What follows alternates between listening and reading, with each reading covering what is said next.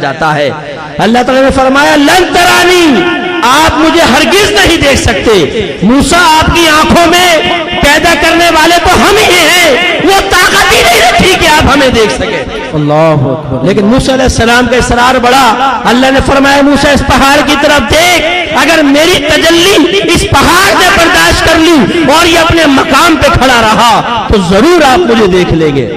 اور جب اللہ نے تجلی فرمائی، قرآن یہ کہتا ہے کہ وہ پہاڑ ریزہ ریزہ ہو گیا، دکا ریزہ ریزہ ہو گیا، اور موسیٰ علیہ السلام بے ہوش ہو کے زمین پر تشریف لے آئے۔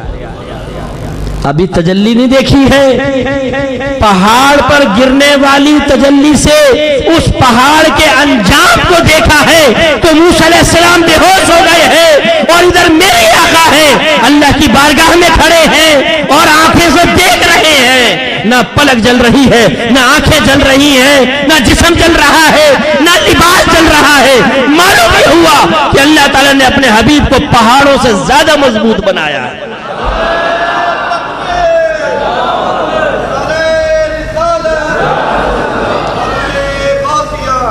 ہم یہ سمجھتے ہیں کہ سرکار صرف گوشت پوشت کے آدمی ہے۔ برکت کے لیے آپ کو بتا دیتا ہوں، میرے آقا صلی اللہ علیہ وسلم نے فرمایا کہ اللہ تعالیٰ نے مجھے 40 جنتی مردوں کی طاقت دی ہے، اور ایک روایت میں فرمایا کہ ایک جنتی مرد دنیاوی 100 مردوں کی طاقت رکھتا ہے، لہذا میرے آقا کو تو اللہ تعالیٰ نے ویسے ہی 4000 مردوں کی طاقت دی تھی، 4000 مردوں کی طاقت۔ میرے جو ینگسٹرز یہاں بیٹھے ہیں آپ ذرا غور کیجئے گا، یہ آج کل یورپینز جو مستشرقین ہیں یہ کہتے ہیں کہ یہ تلوار کے زور پر اسلام پھیلا۔ اس کا جواب آپ یوں دیجئے کہ اگر تلوار کے زور پہ پھیلانا مقصود ہوتا تو میرے آقا ہی کافی تھے۔ ایک تلوار بناتے 100 فٹ لمبی جس میں 4000 مردوں کی طاقت، تو بتاؤ وہ تلوار اٹھا سکتا ہے کہ نہیں؟ غزوہ بدر میں کسی کے جانے کی ضرورت نہیں تھی، میرے آقا وہاں پہنچ جاتے، اور خدا کی قسم تلوار کی ضرورت بھی نہیں تھی۔ جو نبی زمین پہ کھڑے ہو کر چاند کے 2 ٹکڑے کر سکتا ہے وہ کافر کی طرف اشارہ کر کے ان کے بھی 2 ٹکڑے کر دیتا، لیکن میرے آقا نے اپنی ساری زندگی کسی کافر کو بھی اپنی تلوار سے نہیں مارا ہے۔ تو وہ نبی تلوار کے زور پہ اسلام پھیلائے گا؟ نہیں، میرے نبی کی تو نگاہیں کافی تھیں، جس پر نگاہ پاک پڑ جاتی تھی، اگر ازلی بدبخت نہ ہوتا تو وہ اسلام لے آیا کرتا تھا۔ طاقت مصطفیٰ۔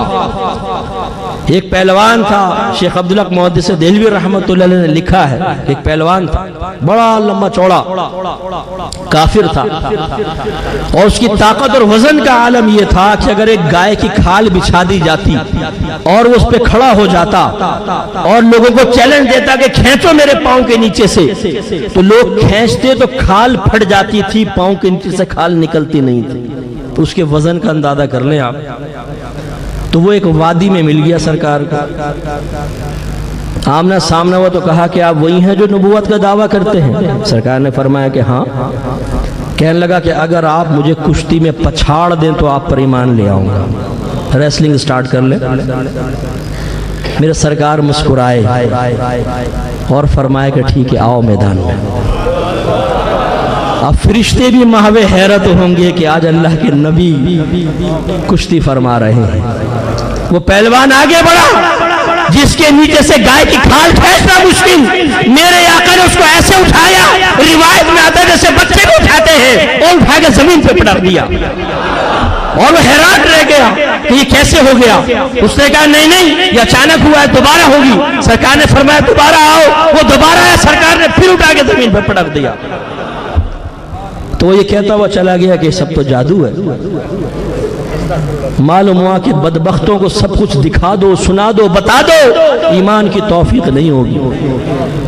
یہ اسی کی نسل سے بعض لوگ آج تک اور قیامت تک رہیں گے کہ جنہیں کبھی بھی کمال مصطفیٰ کا اقرار کرنے کی توفیق حاصل نہیں ہوگی، یہ گستاخ چلتے رہیں گے قیامت تک۔ اس کے مد مقابل حضرت رقانہ رضی اللہ تعالیٰ عنہ، یہ بھی ایک پہلوان تھے، یہ بھی وادی میں مل گئے، چیلنج دیا سرکار کو، سرکار نے اٹھا کے انہیں بھی پٹخا، اسی ٹائم کلمہ پڑھ کے مسلمان ہو گئے تھے۔ تو جس نے سرکار کے کمال کو دیکھا اور سعادت مند تھا وہ مسلمان ہوا۔ ابو جہل نے چاند کے 2 ٹکڑے ہوتے دیکھے، جادو قرار دیا، انکار کر دیا۔ سرکار اپنے ہاتھ میں کنکریاں لے کر آیا، سرکار سے پوچھا بتاؤ اس میں کیا ہے؟ سرکار نے فرمایا کہ میں بتاؤں تیرے ہاتھ میں کیا ہے؟ یہ تیرے ہاتھ کی چیز بتائے کہ میں کون ہوں۔ کہا کہ ایسا ہو جائے تو بہت اچھی بات ہے۔ فرمایا کان کے قریب کیا تو کنکریاں کلمہ پڑھ رہی تھی۔ کمبخت نے ان کنکریوں کو پھینکا اور کہا یہ جادو ہے۔ تو میرے خصوصاً نوجوان بچوں، ایسے لوگوں کے ساتھ ہرگز نہ رہیں جن کو آپ ویسے دوست کہتے ہیں، رشتہ دار کہتے ہیں، محلے والا کہتے ہیں، لیکن وہ سرکار کی بارگاہ میں گستاخی کریں۔ محلے داری اپنے مقام پر، رشتہ داری اپنے مقام پر، دوستیاں اپنے مقام پر، لیکن جب محبت مصطفیٰ کا دامن تھام لیا ہے تو بس پہلے سرکار ہے، اس کے بعد کوئی اور ہے۔ اگر سرکار کا ہوگا تو ہمارا ہے، نہیں ہے تو پھر وہ ہمارا نہیں ہو سکتا۔ غزوہ بدر میں حضرت ابوبکر صدیق رضی اللہ تعالیٰ عنہ مسلمانوں کی طرف سے ہے، آپ کے صاحبزادے عبد الرحمن کفار کی طرف سے ہے۔ جب بعد میں ایمان لے آئے تو کہا کہ بابا جان آپ کئی مرتبہ میری تلوار کے مقابل آئے، لیکن باپ سمجھ کے چھوڑ دیا۔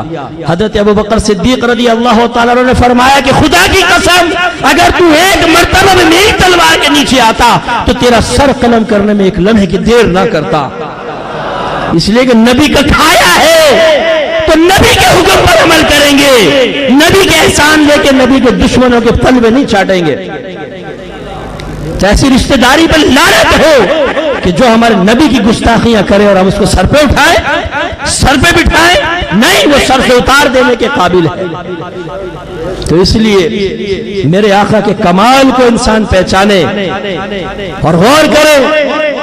جس رب کی تجلی کو پہاڑ برداشت نہ کرے، سرکار سامنے کھڑے ہوئے ہیں، اللہ تعالیٰ کو دیکھ رہے ہیں۔ چلو ذات مصطفیٰ تو ذات مصطفیٰ ہے، لباس تو ذات نہیں ہے نا، لیکن لباس پھٹا، لباس جلا نہیں۔ معلوم ہوا کہ جو نبی کے ساتھ وابستہ ہو جائے گا، اللہ نے نبی کو تو آگ سے آزاد کیا ہی کیا ہے، انشاءاللہ وہ بھی آزاد ہوگا، وہ بھی آزاد ہوگا۔ اس لیے پہچانے اپنے نبی کو۔ میرے آقا صلی اللہ علیہ وسلم منبر بننے سے پہلے ایک کھجور کے تنے سے ٹیک لگا کر خطبہ دیا کرتے تھے۔ جب منبر بنا میرے سرکار اس کی طرف بڑھے۔ تھوڑا سا غور کیجئے گا، ہمارا اسلام کہتا ہے کہ درخت بے جان ہے، جاندار نہیں ہے۔ آپ اس کی پکچر دیکھتے ہیں، درخت کی پکچر بنا سکتے ہیں، وہ جاندار نہیں ہے، لیکن سائنس کیا کہتی ہے؟ درخت جاندار ہے۔ جو چیز بڑھتی ہے وہ کہتے ہیں وہ جاندار ہے، لیکن جب درخت کو کاٹ دیا جائے، اس کا تنا باہر نکال لیا جائے تو اسلام بھی کہتا ہے بے جان اور سائنس بھی کہتی ہے بے جان ہے۔ اب کمال مصطفیٰ دیکھیے کہ جب سرکار منبر کی طرف چلے ہیں تو پشت مبارکہ کا کمال دیکھے کہ وہ ستون رونے لگا۔ سرکار کے غم میں ایسا رویا کہ صحابہ کرام کہتے ہیں کہ پوری مسجد گونج گئی، اور وہ ایسا رو رہا تھا جیسے اونٹنی سے اس کے بچے کو جدا کر لیا جائے تو اونٹنی اس کے غم میں روتی ہے۔ وہ رونے لگا۔ نہ سائنس اسے جاندار کہہ رہی ہے، نہ اسلام جاندار کہہ رہا ہے، لیکن شعوری بلوغت کا عالم یہ ہے کہ جس سے نبی کی پشت لگ جائے وہ اگر سائنس اور اسلام کی نگاہوں میں بے جان ہو تب بھی جانداروں سے زیادہ شعور رکھتا ہے۔ رونے لگا، سرکار آگے بڑھے، اس کو سینے سے لگا دیا تو وہ خاموش ہو گیا اور فرمایا اگر اس کو سینے سے نہ لگاتا تو یہ قیامت تک ایسے ہی روتا رہتا۔ اور پھر میرے آقا نے تھوڑی دیر خاموش رہ کے ارشاد فرمایا کہ میں نے اس سے کہا کہ اگر تو چاہے تو میں تجھے زمین میں لگا دوں، تیرے پتے نکلیں گے، پھل نکلیں گے، لوگ تیرے پھل کھائیں گے، اور اگر تو چاہے تو تجھے جنت میں لگا دوں، وہاں محبوبان خدا تیرے پھل کھائیں گے۔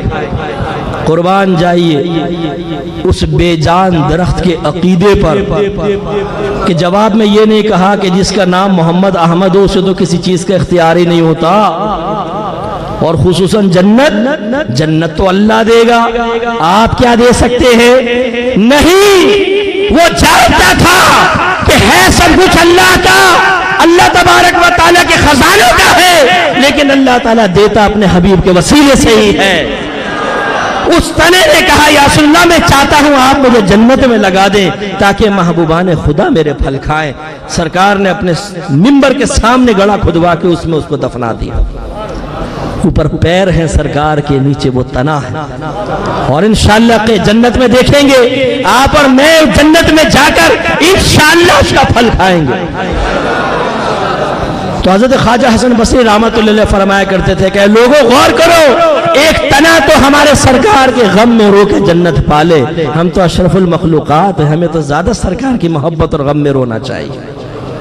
تو آپ اندازہ فرمائیں کہ جس کی پشت لگ جائے، جس سے پشت لگ جائے سرکار کی، وہ جنتی ہو جائے، اور جو ساری زندگی سرکار کے غم میں روئے، آپ سے محبت کا اظہار کرے، آپ کو ایصال ثواب کرے، درود شریف کی شکل میں سرکار کی بارگاہ میں تحفوں کا نذرانہ پیش کرتا رہے، سرکار سے محبت کے دعوے کرے، اس کے تقاضوں کو پورا کرے، تو یہ کیسے ہو سکتا ہے کہ میدان معاشر میں اس کو آگ میں پھینک دیا جائے؟